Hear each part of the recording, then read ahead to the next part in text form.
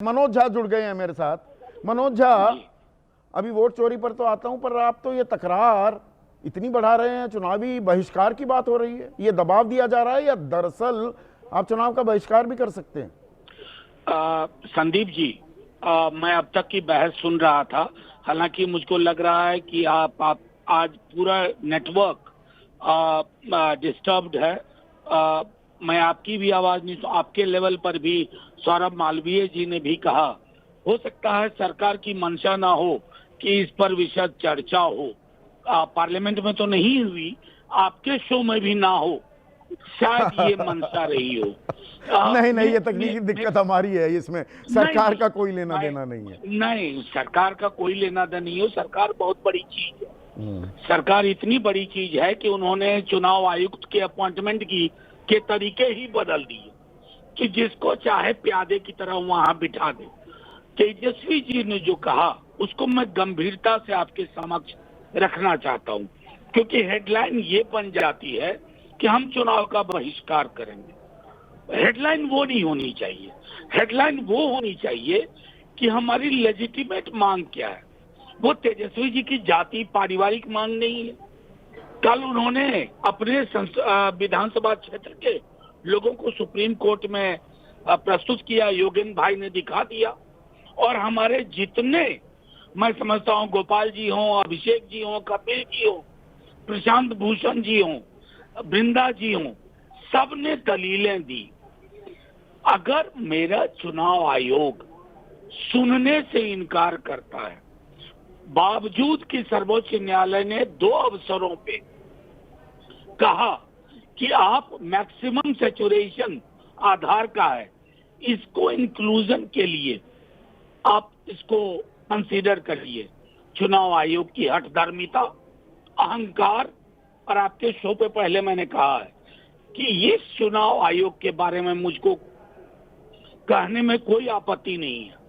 अहंकार और अज्ञानता का सम्मिश्रण है, और संभवतः इनका आदर्श बांग्लादेश का चुनाव आयोग बन गया। पर मैं आपके आरोपों को राजनीतिक आरोप क्यों ना मानूं, आप याचिकाकर्ता भी हैं, आप भली भांति वाकिफ हैं सुप्रीम कोर्ट में क्या कहा जा रहा है, क्या बोला जा रहा है। सुप्रीम कोर्ट तो ना तो इस प्रक्रिया को रोकने को तैयार है, नहीं रोकी है, और वो कह रहे हैं जो चुनाव आयोग कर रहा है वो सही दिख रहा है।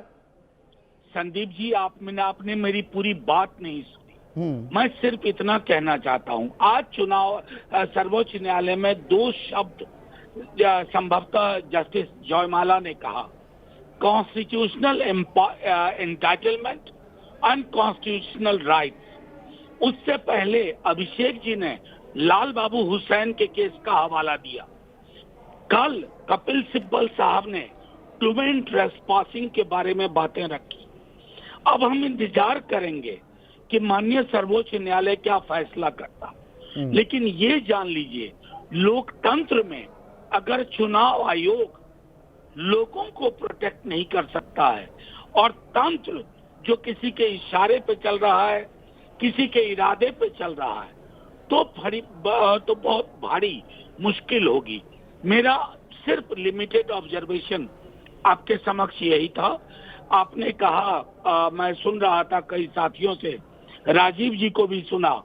राजीव जी कह रहे थे कि चुनाव आयोग सवाल करेगा, लेकिन जिस दिन राहुल जी से सवाल पूछे गए उस दिन ये नहीं कहा गया कि ये चुनाव आयोग का प्रेरोगेटिव है, हम नहीं जाएंगे इसमें। दिक्कत ये है कि चुनाव आयोग की कोशिश होनी चाहिए कि सुकुमार सेन ने जो नींव दी थी, बुनियाद रखी थी प्रथम चुनाव आयुक्त के रूप में, वो उनका आदर्श हो, ना कि नहीं। यहाँ पर तो पोल पट्टी भी खोल रही है ना बीजेपी। 1952 में डॉक्टर भीमराव अंबेडकर के चुनाव में कितने वोट काट कर 14,000 से उन्हें हरवा दिया। 57 में आप ही के राज्य बेगूसराय में पहला भारतीय चुनावी इतिहास का बूथ कैप्चरिंग का मामला आया। इंदिरा गांधी ने क्या किया, सारी पोल पट्टी खोल दी है बीजेपी ने।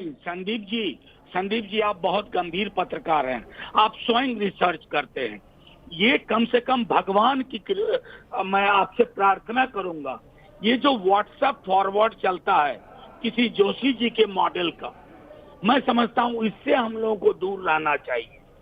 नहीं, मैं इसी पर पूछूंगा क्योंकि ये देखिए सोर्सिंग पता होनी चाहिए, इसीलिए मैंने बताया कि भाई based on algorithmic analysis.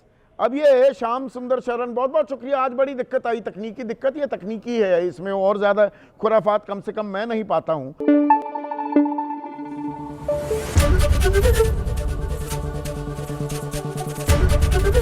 ABP news आपको रखे आगे।